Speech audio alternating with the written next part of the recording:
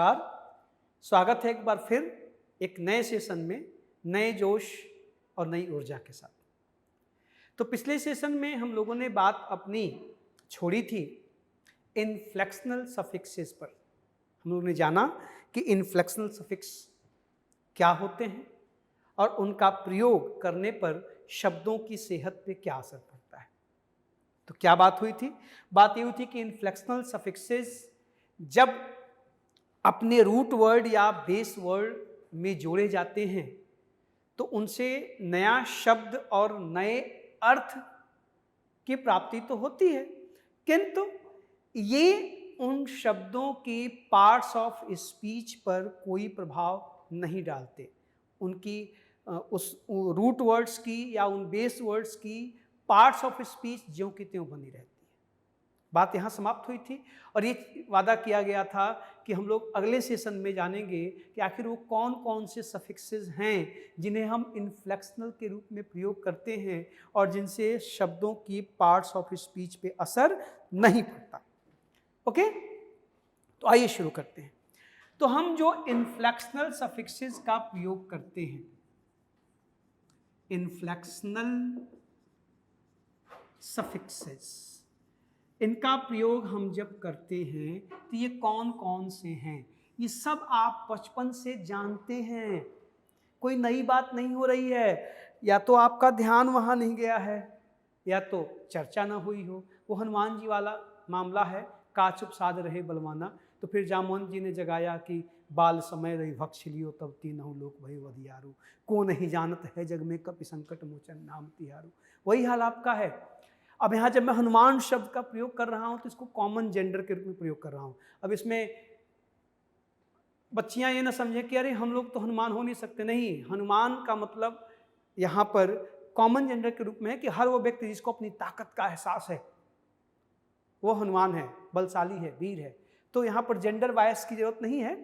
मुद्दे को समझिएगा कि आपको याद दिला रहा हूँ मैं। देखिए, इनफ्लेक्शनल सफिक्सेस के रूप में जो सबसे पहला प्रयोग होता है उसको कहा जाता है नाउन प्लूरल। आप देखें जरा, नाउन प्लूरल याद करिए। बेसिकली कुछ अपवादों को छोड़ दिया जाए तो बेसिकली हम किसी नाउन को जो रूट वर्ड है अगर वो नाउन है और सिंगुलर है और काउंटेबल है, भी ध्यान रखना है कि हम उसको प्लूरल कब बनाएंगे, जब वो काउंटेबल नाउन होगा। तो हमको सिंगुलर से प्लूरल बनाएंगे तो हम क्या करते हैं, उसमें या तो एस जोड़ते हैं या तो ईएस जोड़ते हैं ना। अब इस एस ईएस को जोड़कर आप जब किसी नाउन को प्लूरल बनाते हैं तो जाहिर सी बात है उसके मूल अर्थ में परिवर्तन तो होता है। हमारे सामने एक नया शब्द भी होता है किंतु उसकी पार्ट्स ऑफ स्पीच नहीं बदलती। सही है ना? आप देखो जरा, जैसे अब ले लीजिए कहीं एस कहीं एस। आपने लिया पेन, आपने बना दिया पेन्स, तो सिंगुलर से प्लूरल तो बना, मीनिंग भी एक कलम ढेर सारी कलमें, चेंज तो हुआ, लेकिन क्या पार्ट्स ऑफ स्पीच बदली? नहीं बदली। ये भी नाउन है, ये भी नाउन है, ये भी कॉमन नाउन है, ये भी कॉमन नाउन है। Is that clear? अब इसे ले लें सिटी, तो आपने बना दिया सिटीज। आपने लिया प्लेयर, बन गया प्लेयर्स। आप देखें जरा, इन शब्दों को ध्यान से देखिए। आप इनमें जोड़ रहे हैं, यहाँ पर आपने एस जोड़ा, यहाँ पे आपने ईएस जोड़ा। अब आप ये मत कहना कि सर जी यहाँ पे आई भी तो है। तो भाई आप जब सिंगुलर प्लूरल के रूल्स पढ़ेंगे या पहले पढ़ा हो तो बताया गया होगा कि जब लास्ट में वाई आता है उसके पहले कोई कॉन्सोनेंट होता है तो हम वाई को आई में बदल देते हैं। यहाँ पे आई जुड़ा नहीं है, ये वाई ही यहाँ पर आई में बदला है। इसकी चर्चा सिंगुलर प्लूरल के फॉर्मेशन में हम लोग कर लेंगे। और तब ईएस जुड़ा है। यहाँ पर भी देखिए आपने क्या जुड़ा है, एस जुड़ा है, तो आपको नए शब्द बने हैं। तो ये जो एस, ईएस और एस हमने ऐड किया, ये इनफ्लेक्शनल सफिक्स है दोस्त। क्यों? क्योंकि इनके जुड़ने से नया शब्द तो मिला, नया अर्थ तो मिला, किंतु इनकी पार्ट्स ऑफ स्पीच में कोई परिवर्तन नहीं हुआ। ठीक? तो पहला इन्फ्लेक्शनल सफिक्स जो आप बचपन से यूज करते रहे हैं, आप जानते हैं, बस मैं आपको एक बार रिमाइंड करा दे रहा हूं, वो है नाउन प्लूरल। किसी नाउन को प्लूरल बनाना कैसे? एस या ई एस जोड़कर। इवन कुछ और भी तरीके हैं, आप कभी कभी उसमें एन भी जोड़ते हैं, ई एन भी जोड़ते हैं। अब वो नियमों की बात करें, अगर आपके मन में ये बात आ रही हो तो आप उसको भी देख सकते हैं। मान लीजिए हमने लिया ऑक्स, बना दिया ऑक्सन। हमने लिया काउ, बना दिया काइन। ये काउ का ओल्डर फॉर्म है, प्लूरल फॉर्म। अब हम लोग काउज लिखते हैं, किसी जमाने में काइन लिखा करते थे, आज भी आ जाता है। एक बार पूछ चुका है कि काइन संबंधित है किससे? तो गायों से। तो काउ का काइन, या जैसे चाइल्ड, तो चाइल्ड से आपने बना दिया चिल्ड्रन। आप ये भी तरीके हैं प्लूरल बनाने के। आगे चल के, अब यहाँ हम लोग को डिटेल में नहीं जाना चाहिए, ठीक बात नहीं होगी, हम लोग विषय से भटक जाएंगे। और भी तरीके हैं जो हमारे पास, जब हम किसी विदेशी शब्दों को, ग्रीक लैटिन को लेते हैं तो उनको अलग अलग तरीके से बनाते हैं। जैसे डेटम से डेटा, डिक्टम से डिक्टा, अलग अलग चीज़ें हैं। जैसे क्राइटेरियन, क्राइटेरिया, फिनोमिनन, फिनोमिना। अभी वहाँ जाना जरूरी नहीं है। आप वहाँ भी देखिए चेंज कर रहे हैं, कुछ नया जोड़ रहे हैं, है ना, तो नया शब्द मिल रहा है। वो सिंगुलर प्लूरल में हम लोग चर्चा कर लेंगे, अभी यहाँ पे चर्चा करना विषयांतर होगा। बस मैंने आपको एक इन्फॉर्मेशन दे दी कि आप जब ऐसा भी करते हैं कि फिनोमिनन, फिनोमिना, क्राइटेरियन, क्राइटेरिया, आप जब लिखते हैं एनालिसिस, एनालिसिस, आप जब ऐसा करते हैं तो आप उसमें कोई ना कोई चीज़ जोड़ते हैं, कोई ना कोई सफिक्स जोड़ते हैं। But when you add that suffix to that particular root or base, you don't change the parts of speech. It is for sure. You only change the meaning, the form, the face, the thobra of the word. आप उसके चेहरे को सिर्फ बदलते हैं, उसकी meaning भी बदलते हैं, लेकिन उसके पार्ट्स ऑफ स्पीच में परिवर्तन नहीं होता। वही चीज हो रही है। तो इस क्रम में पहला नियम इन्फ्लेक्शनल सफिक्सेस को जोड़ने का क्या है? Noun plural. हम जब किसी नाउन को सिंगुलर से प्लूरल में बदलते हैं तो वहां हम जिस सफिक्स को जोड़ते हैं वो इन्फ्लेक्शनल सफिक्स है, क्योंकि वो सिर्फ शब्द को बदलता है, उसकी पार्ट्स ऑफ स्पीच को नहीं बदलता। Got it? मेरे ख्याल से अब तक बात पहुंच गई होगी। आप अपने हिसाब से इसको नोट कर लीजिएगा, स्क्रीनशॉट ले लीजिएगा। मैं आगे चल रहा हूं, देखें जरा, मिटा रहा हूं मैं इसको। अब देखें दूसरा, पहला नाउन प्लूरल, दूसरा क्या तरीका है इन्फ्लेक्शनल सफिक्सेस का, दूसरा चेहरा क्या है? तो इसी का जस्ट सिमिलर। अब देखिएगा जरा, आपको बताया गया होगा कि हम जब किसी वर्ब को थर्ड पर्सन सिंगुलर नंबर में बदलते हैं, मैं फिर कह रहा हूं सिंगुलर नहीं, थर्ड पर्सन सिंगुलर नंबर, क्योंकि वर्ब का बेसिकली कोई नंबर होता ही नहीं है। वर्ब न तो सिंगुलर होती है न तो प्लूरल होती है। हम उसका जब प्रयोग वाक्यों में करते हैं तो फिर उसके नंबर और पर्सन का निर्णय किया जाता है कि ये सिंगुलर है कि प्लूरल है। लेकिन जब subject third person singular number में होता है तब हम वर्ब के बेस फॉर्म में एस या ईएस का प्रयोग करते हैं, तो वो सिंगुलर नहीं बनता, थर्ड पर्सन सिंगुलर बनता है। ध्यान रखिएगा, थर्ड पर्सन सिंगुलर, केवल सिंगुलर नहीं, क्योंकि केवल सिंगुलर वर्ब का चेहरा कोई अलग नहीं होता। आप जब कहते हो वी गो तो यहाँ पे गो प्लूरल है। आपने जब कहा आई गो तो यहाँ पे गो सिंगुलर है। वी गो में गो फर्स्ट पर्सन प्लूरल नंबर में है, आई गो में गो फर्स्ट पर्सन सिंगुलर नंबर में है। इस विषय पर भी चर्चा हम लोग अलग से एक दिन डिटेल में करेंगे। यहाँ भी कंफ्यूजन है कि वर्ब में एस एस लगाते हैं तो सिंगुलर बन जाती है, ये अधूरी सूचना है दोस्त। तो जैसे हम लोग नाउन को प्लूरल बनाने के लिए एस या ईएस का प्रयोग करते हैं, वैसे ही हम थर्ड पर्सन सिंगुलर नंबर के वर्ब का निर्माण भी एस या ईएस से करते हैं। जो दूसरा इन्फ्लेक्शनल सफिक्स है वो भी एस या ईएस ही है, सेम थिंग। वही एस ईएस हम नाउन में जोड़ रहे थे तो वो प्लूरल बन रहा था, वही एस ईएस अब हम जब वर्ब में जोड़ेंगे तो वो थर्ड पर्सन सिंगुलर वर्ब में बदल जाएगी। तो ये भी देखिए, अब यहाँ पर मैं बार बार कह रहा हूँ कि सिंगुलर वर्ब में बदल जाएगी, तो इस वाक्य में ही छिपा है कि इन सफिक्सेस को जोड़ने से पार्ट्स ऑफ स्पीच पे कोई फर्क नहीं पड़ेगा। तो आपने बचपन में लिखा था गो, फिर लिखा था गोज, आपने लिखा प्ले, फिर लिखा प्लीज, आपने कहा राइट और फिर आप लिखते हैं राइट्स। मेरे ख्याल से मेरी बात आप तक पहुंच गई होगी। आपने लिखा सी, फिर लिखा सीज। आप देखें जरा, आप इन वर्ब्स को थर्ड पर्सन सिंगुलर नंबर में जब बांट रहे हैं तो आपने यहाँ ईएस जोड़ा, यहाँ पे एस जोड़ा, यहाँ पर भी एस जोड़ा, यहाँ पर आपने एस जोड़ा।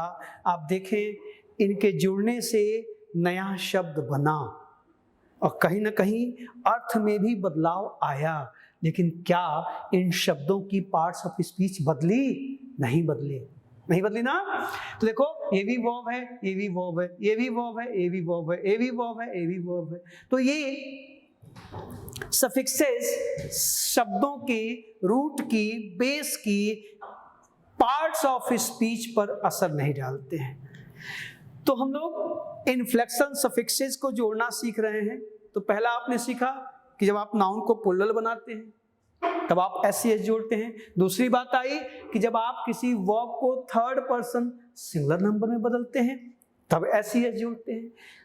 अब इसी तरह इन्फ्लेक्शन सफिक्सेस के अन्य रूप जो आप बहुत अच्छे से जानते हैं, यूज करते रहे हैं, प्रयोग करते रहे हैं, मैं इसको मिटा रहा हूं। आप प्लीज जब मैं नोट किया करूं तो स्क्रीनशॉट ले लिया करिए या अपने हिसाब से संभाल लिया करिएगा, आपकी जिम्मेदारी है।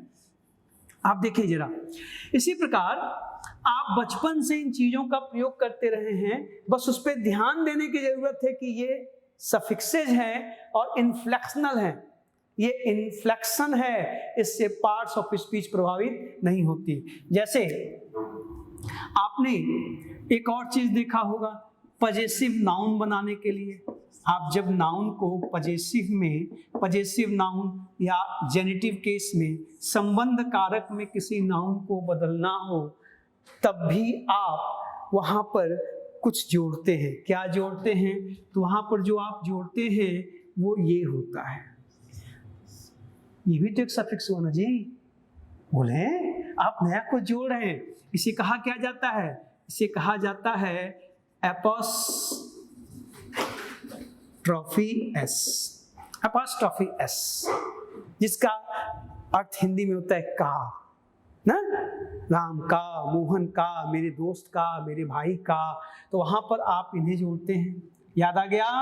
तो आप जब इन्हें जोड़ते हैं तब भी मामला वही है, इनके मूल पार्ट्स ऑफ स्पीच पे कोई फर्क नहीं पड़ता। तो आपने यहां लिखा मोहन और यहां लिख दिया मोहन्स, यहां लिखा बॉय, यहां लिख दिया बॉयज। आप देखें जरा, आप जब इनको लिख रहे हैं तो इनके मूल शब्द को जरा ध्यान दीजिए। ठीक है, आपने लिखा टीचर और फिर आपने लिखा टीचर्स। ये देखें, तो यहां ये जो जुड़ रहा है ये, अब ये इस पे ध्यान दीजिए, ये भी तो एफिक्स हुआ महाराज, ये भी तो जुड़ करके एक नया शब्द बना रहा है।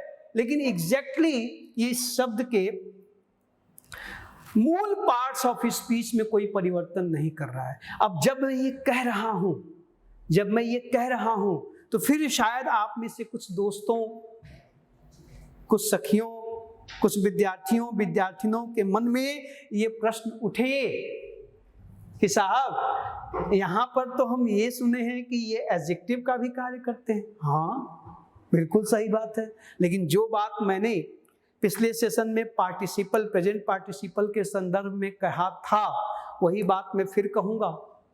क्या? कि भैया ये है नाउन, पजेसिव नाउन है, हम जब इसका प्रयोग करते हैं तो फिर इनकी पोजीशन के हिसाब से ये एडजेक्टिव का कार्य भी करते हैं, तब इनको पजेसिव एडजेक्टिव कहा जाता है। जैसे मैं कहूं मोहन्स कार, तो मोहन की कार, ठीक, किसकी कार? मोहन की। आप ध्यान से देखिए, यहाँ पे मोहन नाउन नहीं है, लेकिन अब मोहन्स कार में मोहन्स कार को मॉडिफाई कर रहा है, तो हम कह सकते हैं कि यहाँ पर कार के पहले आकर मोहन कार को मॉडिफाई कर रहा है, इसलिए पॉजिटिव एडजेक्टिव है। एकदम सही है, लेकिन वही बात आई कि वो पार्ट्स ऑफ स्पीच के हिसाब से नहीं है, बनावट के हिसाब से ये नाउन है, लेकिन अपनी प्रयोग, अपनी पोजीशन के हिसाब से इसके पार्ट्स ऑफ स्पीच में चेंजेज हो जाते हैं, तो फिर वो फंक्शनल हो गया ना। ये बात मैंने पिछले सेशन में भी कहा था कि फंक्शनल अप्रोच में हम किसी भी शब्द के पार्ट्स ऑफ स्पीच बदल सकते हैं, किसी भी।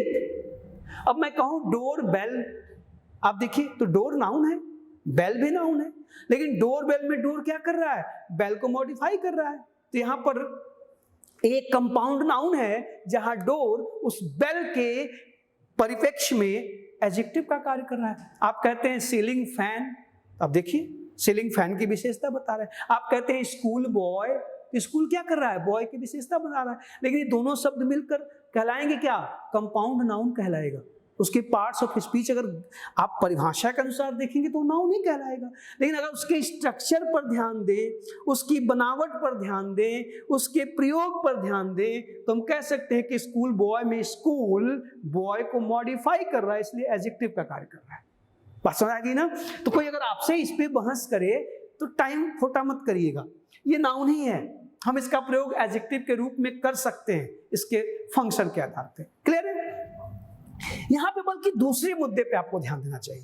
देखिए मैंने यहां पे लिखा है बॉयज, यहां पे लिखा है टीचर्स, लेकिन अगर यही शब्द मैं लूं फिर से और इसको ऐसे लिख दूं बॉयज, तो अब इसमें जब मैं सफिक्स जोड़ूंगा, इसका मैं इनफ्लेक्शनल रूप आपको दिखाऊंगा, तो देखिए मैं कैसे लिखूंगा। अब इसको मैं ऐसे लिखूंगा, आप भी लिखते रहे होंगे या लिखिएगा आज के बाद। देखो अगर मैं यहां लिख दूं TEACHERS टीचर्स, तो अब इसको मैं जब इसमें जोड़ूंगा तो ऐसे लिखूंगा। ये महत्वपूर्ण बात है। देखिए यहां पर मैंने एपोस्ट्रोफी एस का प्रयोग किया था, लेकिन यहां पे ध्यान दीजिए केवल एपोस्ट्रोफी आया है, एस गायब हो गया है, एस का प्रयोग नहीं हुआ है। ये महत्वपूर्ण बात है। लेकिन ये भी एपोस्ट्रोफी एस ही है और ये भी इनफ्लेक्शनल सफिक्स ही है। कायदा क्या कहता है, नियम क्या कहता है कि हम जब ऐसे नाउन्स में एपोस्ट्रोफी एस लगाने जा रहे हैं जो प्लुरल हैं और जिनका प्लुरल एस या ईएस जोड़कर बनाया गया है, ऐसा अन्य भी जगहों पे होता है। अभी हम उधर नहीं जाएंगे, हम अपने मुद्दे पर रहे कि हर वो नाउन जिसका प्लुरल फॉर्म एस में एंड होता है, उसके अंत में एस आता है, उसके साथ हम जब एपोस्ट्रोफी एस का प्रयोग करते हैं तो एस का ओमिशन हो जाता है, एस हटा दिया जाता है, केवल एपोस्ट्रोफी का ही प्रयोग किया जाता है। इसलिए शिक्षकों का, टीचर्स, तो केवल एपोस्ट्रोफी आएगी। लड़कों का, बॉयज, तो केवल एपोस्ट्रोफी आएगी। लड़कियों का, गर्ल्स, केवल एपोस्ट्रोफी आएगी। अब आप अपने स्कूल के अगर या कॉलेजेस के आई कार्ड्स रखे हों, लड़के भी लड़कियां भी देखिएगा, वहां जब लिखा होगा Saint Anthony's girls inter college, तो गर्ल्स में केवल एपोस्ट्रोफी लगा होगा। Saint Joseph's boys inter college, तो वहां पे देखिएगा केवल एपोस्ट्रोफी लगा होगा बॉयज पे, एस का ओमिशन हो गया होगा। तो ये फिर ये भी एक अलग मुद्दा है। हम लोग जब नाउन में पॉजेसिव केस पढ़ेंगे तो इनकी चर्चा विस्तार से कर लेंगे। अभी फिलहाल ये ध्यान रखिएगा कि यहाँ पर जो एपोस्ट्रोफी लगी है एक सफिक्स है, इनफ्लेक्शनल सफिक्स है। यहाँ पे जो एपोस्ट्रोफी एस लगा है ये भी इनफ्लेक्शनल सफिक्स है। कहने का मतलब कि हम जब नाउन्स को पॉजेसिव में बदलते हैं तब भी हम सफिक्सेस का प्रयोग करते हैं और इनके प्रयोग करने से शब्द के पार्ट्स ऑफ स्पीच की सेहत पर कोई फर्क नहीं पड़ता। संभालते चलिएगा, मैं मिटाने जा रहा हूँ, स्क्रीनशॉट आप लेते रहिएगा, ठीक है। देखें जरा, इसी तरह आप जब वर्ब्स का प्रयोग करते हैं तो वर्ब्स थर्ड पर्सन सिंगुलर हो सकती है, वर्ब्स पास्ट में जा सकती हैं, वर्ब्स को आप प्रेजेंट पार्टिसिपल, पास्ट पार्टिसिपल में बदल सकते हैं। तो आप तमाम चीजें करते हैं। तो आप जब वर्ब्स का प्रयोग करते हैं तो आप इन वर्ब्स को लेते हैं और इसमें आईएनजी का प्रयोग करते हैं। ये प्रेजेंट पार्टिसिपल है। आप वर्ब्स को लेते हैं और इसमें आप डी अथवा ईडी जोड़ते हैं, तो ये क्या है? पास्ट पार्टिसिपल है। देखें जरा आप, तो ये प्रेजेंट पार्टिसिपल, ये पास्ट पार्टिसिपल, ये वर्ब के दोनों रूप, जिसको आप या पास्ट बनाते हैं, या तो सेकंड फॉर्म में ले जाएं, या तो थर्ड फॉर्म में ले जाएं, या तो आईएनजी फॉर्म फोर्थ फॉर्म में ले जाएं, आप जहां भी लेकर जाएं, बात वही जो मैं कहना चाहूंगा कि आप इनके रूप को बदल दीजिए। क्या इनकी पार्ट्स ऑफ स्पीच बदलती है? क्या नहीं। तो यहां पर आप जब कहते हैं गोइंग, रीडिंग, स्लीपिंग, देखें जरा, इन सब में आपने क्या जोड़ा? आईएनजी। ये एक सफिक्स है कि नहीं है? और कैसा सफिक्स है साहब? इनफ्लेक्शनल। क्यों? इनसे इनके पार्ट्स ऑफ स्पीच पे कोई फर्क नहीं पड़ रहा। आप जब लिखते हैं प्लेड, ठीक है, आप जब लिखते हैं स्टॉप्ड, ये देखें जरा, आप जब कहते हैं क्या नाम है, टॉक्ड, कुछ भी ले लीजिए, आप देखिए आपने यहाँ पे डी जोड़ा, ईडी जोड़ा, ये जब आप कर रहे हैं, आप रूप बदल रहे हैं, आप लिखते हैं, आप क्रियाओं के रूप बदलते हैं, आप कहते हैं टेल, टोल्ड, टोल्ड, देखिए आपने रूप बदल दिया। आपने लिखा स्पीक, स्पोक, स्पोकन, देखिए जरा आप जब क्रियाओं के रूप बदल रहे हैं तो आप कुछ जोड़ रहे हैं ना साहब, मूल शब्द में कुछ ना कुछ जोड़ रहे हैं, उसका चेहरा बदल रहे हैं, लेकिन क्या इन शब्दों के पार्ट्स ऑफ स्पीच पर कोई परिवर्तन पड़ रहा है क्या? जवाब है नहीं, नहीं। तो फिर ये जो सफिक्सेज आप जोड़ रहे हैं, ये केवल शब्द का चेहरा बदल रहे हैं, उनके अर्थ में थोड़ा बहुत परिवर्तन कर रहे हैं, लेकिन उनकी जो मूल पार्ट्स ऑफ स्पीच है उसमें कोई परिवर्तन नहीं हो रहा है। इसलिए इन्हें क्या कहा गया? Inflectional suffixes. तो मैंने अभी जो चर्चा की, मेरे ख्याल से आप इन चीजों से अनभिज्ञ नहीं थे, बस शायद इनको देखने का जो आपका नजरिया था, जो अप्रोच था, वो आज शायद बदल गया हो। ये आपको ध्यान देना है कि तमाम तरीके, आप जब नाउन्स को प्लूरल में बदलते हैं, आप जब नाउन्स को पॉजेसिव में बदलते हैं, आप जब वर्ब्स को सिंगुलर, थर्ड पर्सन सिंगुलर में बदलते हैं, पास्ट में बदलते हैं, आईएनजी लगाकर उनका पार्टिसिपल बनाते हैं, उनका जेरेंड बनाते हैं, इन सब चीज़ों में वर्ब में आईएनजी लगाकर, इन सभी अवस्थाओं में आप ध्यान से देखें तो रूट वर्ड में कुछ न कुछ ऐड होता है, उनका चेहरा बदलता है, उनकी मीनिंग भी बदल जाती है, ठीक, लेकिन जो उनका पार्ट्स ऑफ स्पीच होता है उस पर कोई फर्क नहीं पड़ता। इसलिए इसमें जुड़ने वाले जो सफिक्स हैं उन्हें हम इनफ्लेक्शनल सफिक्सेस कहते हैं। आई होप कि आप इन चीज़ों को ध्यान से समझिएगा, देखिएगा, प्रश्न रखिएगा। अब इनफ्लेक्शनल से हम लोग डेरिवेशनल की ओर जाएंगे, और डेरिवेशनल सफिक्सेस ज़्यादा महत्वपूर्ण हैं क्योंकि वो आपको नए नए शब्दों को बनाने में सहयोग करेंगी, इसलिए वो सेशन और थोड़ा गंभीर तरीके से हम लोग करेंगे। आप इनको दोहरा लीजिएगा, देख लीजिएगा, और अगर आप नए साथी हैं, अभी से जोड़ रहे हैं, तो मैंने प्लेलिस्ट बना के डाल दिया है जिसमें मैं lecture 1, lecture 2, lecture 3, lecture 4 number भी डालता जाता हूं। आप सभी सेशंस को आराम से, छोटे छोटे सेशंस हैं, देखें, देख करके मन में क्वेरीज हो, प्रश्न हो तो उन्हें भी आप डाल सकते हैं कमेंट बॉक्स में, और जुड़े रहें, कारवां चलता रहेगा और चीज़ें आप तक पहुंचती रहेंगी। मिलते हैं नेक्स्ट सेशन में कुछ और भी मज़ेदार बातों के साथ। Thank you.